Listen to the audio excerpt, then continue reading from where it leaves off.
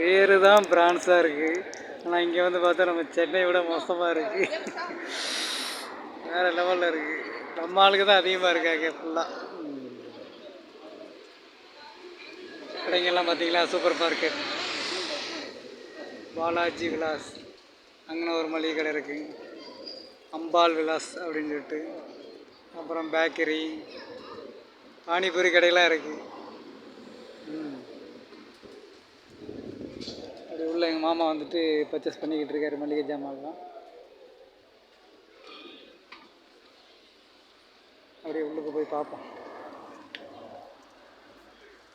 அதில் நிற்கிற ஒரு ப்ளூ கலர் டிஷர்ட் மாமா. பாவக்காய், கத்திரிக்காய், முருங்கைக்கீரை எவ்வளோ மாமா? முருங்கைக்கீரை, சரி, ஓகே. முருங்கைக்காய்,